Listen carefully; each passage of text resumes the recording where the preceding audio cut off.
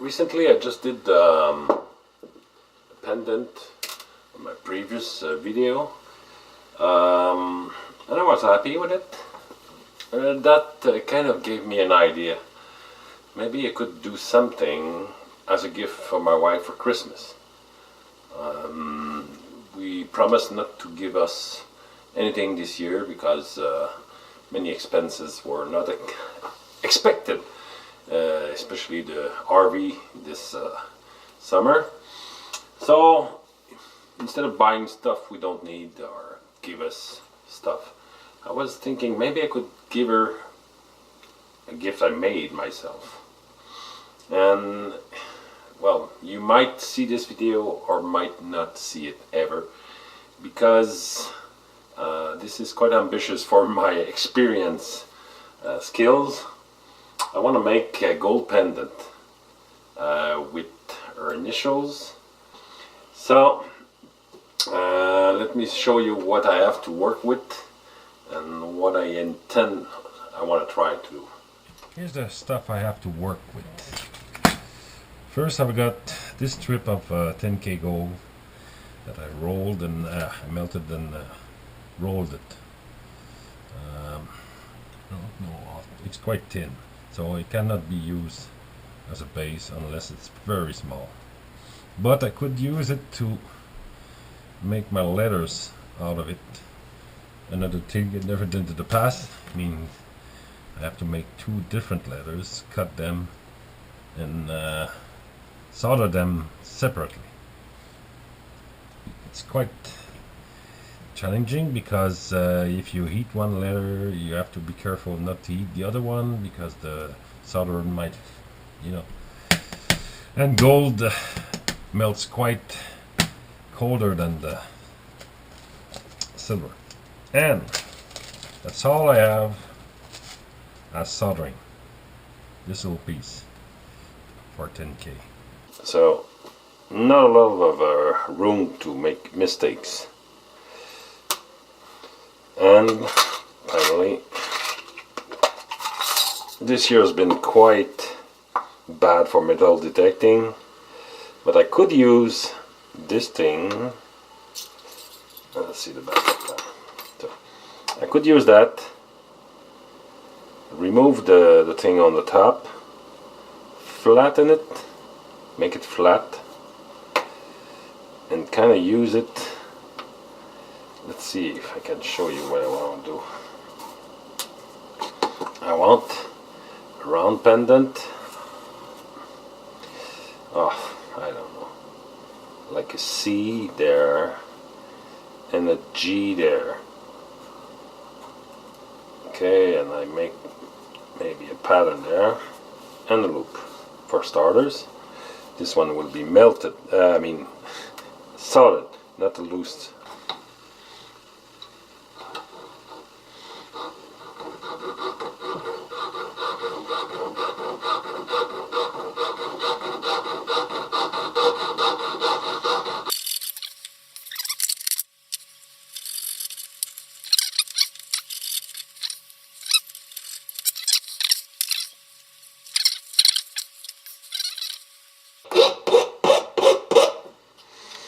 Okay.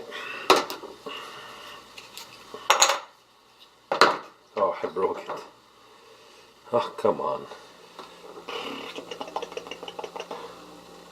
This is not going well. I could weld it and work on it, or I could put the loop on it right now. And like this. Okay. So this is the small piece I've made. I'm gonna try to make a loop out of it using those rounded pliers and sure brute force and trapping it. Take two. Just bend this thing using this like this.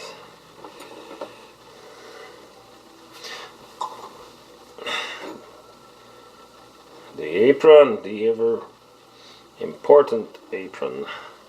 starting to. Now the best thing I should have done would have been to anneal it first.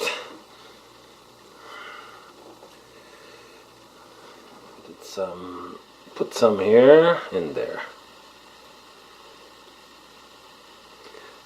I hear the crackling noise from the camera. I'm sorry. I don't know what's making it. Problem with software, problem with...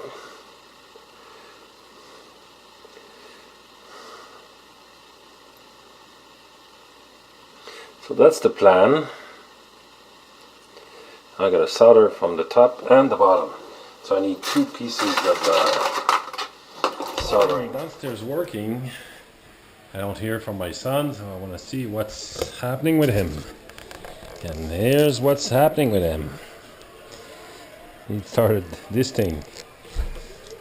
Have fun, Guillaume? What? Yeah. Whoa, that's fun. Wow, I won't disturb you too long.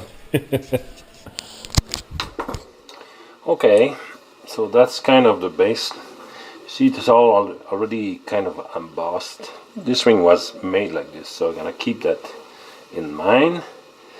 Now we have to make the letters, and to make the letters, but we have to know the size of them, the diameter, yeah, and we have the same on the other side, yes. Okay, 17 millimeters diameter. 12? Yeah, 12. So 12 and a half would be our height, and kind of the same. So we now have to make a 12 and a half millimeter square and fit the letter inside that. Cut it. Okay, so that's the plan. Look at that. 12 and a half. Okay, that's our size. I'll take a look at my strip. 12 and a half. Did I did this thing right or what? No, it was not planned. But after editing, I could say, yeah, it was all planned. You wouldn't believe it. It's always biting the first. That's one of the cheap Chinese blades.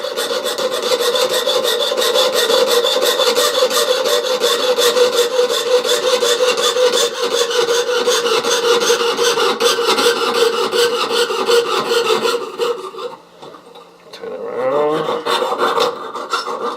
No, I'm gonna turn around. So let's go the other way.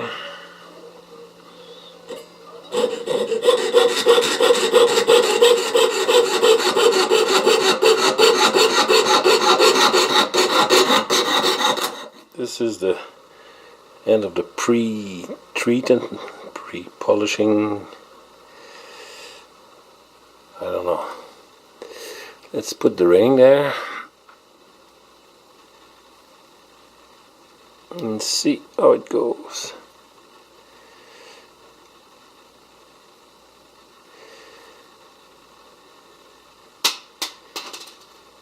Well, I'll find another surface to do that. Well, I've been playing around with my thing. Okay. I'm not playing around with my thing.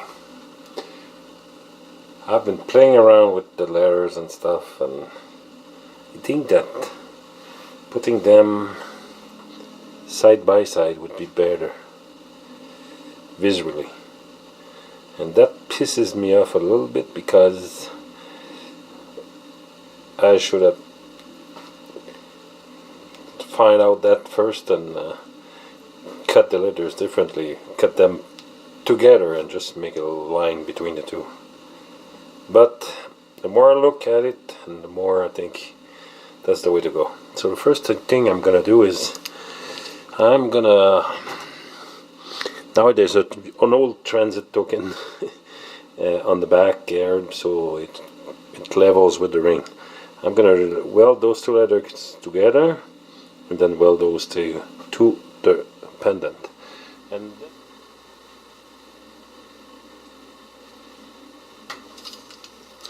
will I get away with a solo soldering?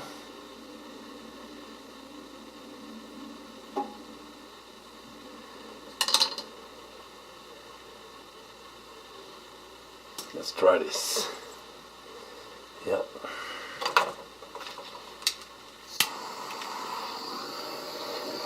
First, very slowly.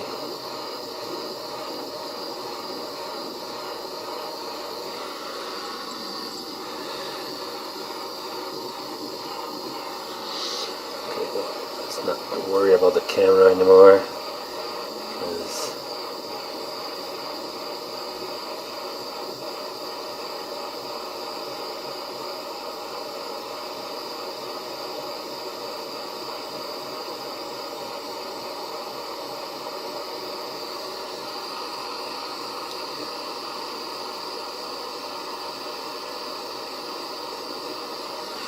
Perfect, I think.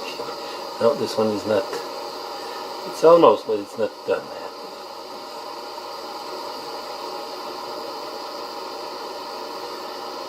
I like the way the wind.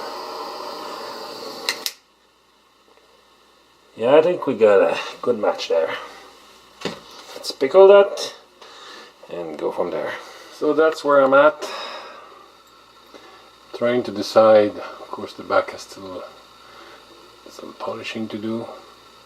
I was talking about making texture. I'm not even sure anymore. So I gotta think. Let's see. We'll stop it there.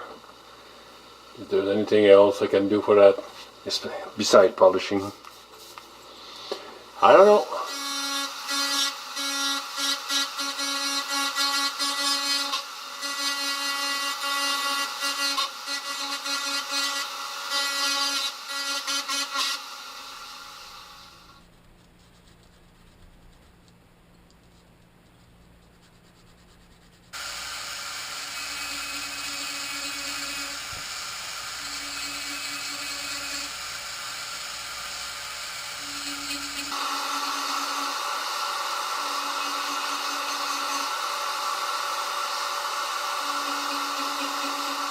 Oh my god, we finished it! Wow! We did it together yesterday, and Guillaume wanted to do it again, and he did it completely by himself. Whoa! Great! Great job, buddy!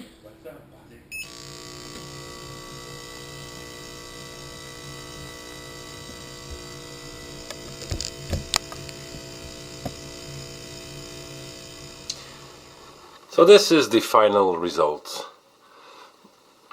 I wanted to add some bling bling, and I was thinking this little chain was purchased to hang this pendant that I found metal detecting a couple of years ago, and since it wouldn't be used, I say why not put it together. So I just added a little small silver loop here between the two. It's not soldered, but it's quite a big wire, and compared to the size of the chain here, I'm pretty sure the chain would break before this thing would, and kind of give it a nice background. And since it's not permanent, it can be removed and changed. But I think this looks pretty good. I hope she's gonna be happy about it.